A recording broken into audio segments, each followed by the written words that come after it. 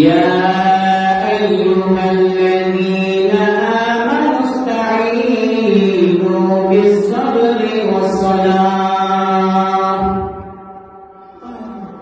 হে ইমানদারগণ, ইসতাঈনু আমার কাছে সাহায্য চাও, বিস-সাবরি ওয়াস-সালাহ ধৈর্য ধারণ করার মাধ্যমে এবং নামাজের মাধ্যমে আমার কাছে সাহায্য চাও। আল্লাহ তাআলা প্রথমে ইয়া আইয়ুহাল্লাযীনা আমানু প্রথমে ঈমানদারদেরকে ডাকতে বলতেছেন, বেঈমানকে ডাক দেয় নাই, কাফের মুশরিককে ডাক দেয় নাই। মুসলমানদেরকে মধ্যে যারা ঈমানদার হয় তাদেরকে ডাক দেয় নাই।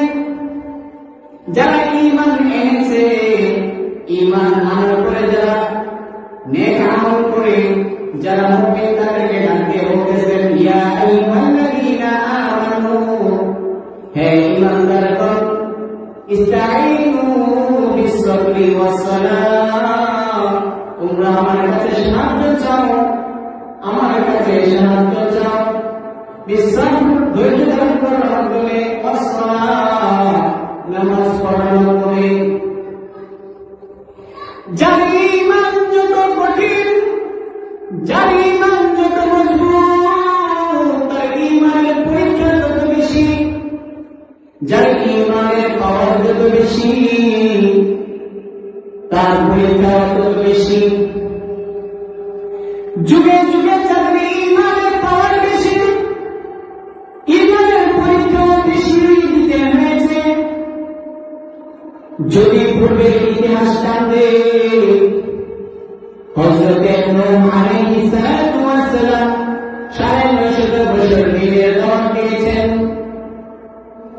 ৯৫০ বছর দিনের দাওয়াত দিয়েছেন। মাত্র ৪০ থেকে ৫০ জন মুসলমান হয়েছে, ঈমান এনেছে। হযরতে ইব্রাহিম আলাইহিস সালাতু ওয়াস সালাম দ্বীনের জন্য মেহনত করেছেন, ঈমানের পাওয়ার বেশি, ঈমানের পরীক্ষা বেশি।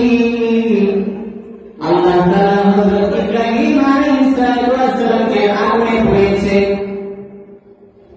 বাড়ি থেকে মরুভূমিতে পাঠাইছেন, সন্তান স্ত্রী থেকে আলাদা করছেন।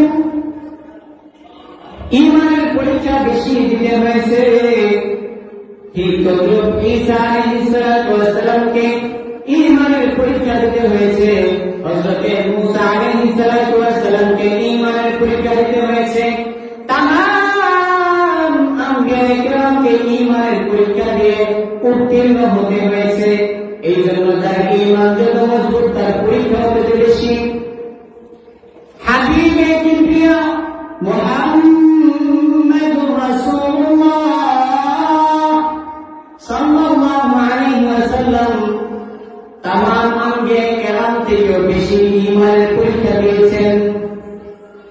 দ্বীনের দাওয়াত নিয়ে তায়েফের ময়দানে গিয়েছেন, তায়েফের ময়দানে রক্তাক্ত হয়েছেন। তায়েফের শিশুরা রাসূলুল্লাহ সাল্লাল্লাহু আলাইহি ওয়াসাল্লামকে পাথর মেরে রক্তাক্ত করেছে, এমন ভাবে রক্তাক্ত করেছে যে পায়ের জুতাগুলো এমন ভাবে লেগে গেছে টেনে আলাদা করা যায় না।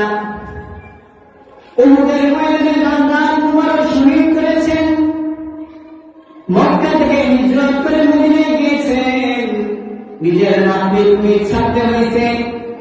৩ দিন হেরা করে, ৩ দিন গুপ্ত হয়ে থাকতে হয়েছে, আত্মগোপনে থাকতে হয়েছে। দিনের জন্য অনেক অনেক মুজাহাদা করে দিনকে আমাদের পর্যন্ত পৌঁছেছেন। আপনাকে আমাকে আল্লাহ তাআলা দুনিয়ায় পাঠিয়েছেন এই দিনের অনুসরণ করে, রাসূলের সুন্নাহ অনুযায়ী জিন্দেগিকে সাজাইতে হবে। আপনাকে যদি আল্লাহ তাআলা ইয়াউমুল মাহশারের দিন হাসরের ময়দানে যদি প্রশ্ন করে, বান্দা আমি তোমাকে এত সুন্দর করে পাঠাইলাম, এত সুন্দর করে বানাইয়া দুনিয়ায় পাঠাইলাম,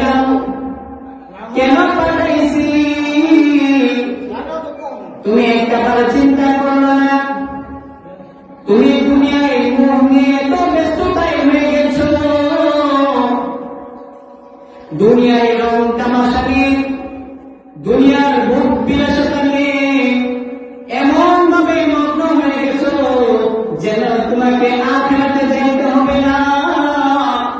কিন্তু পক্ষান্তরে না, মনে করতেছো মৃত্যুর সাথে সাথে তোমার জিন্দেগি শেষ, আর কোন জিন্দেগি নাই।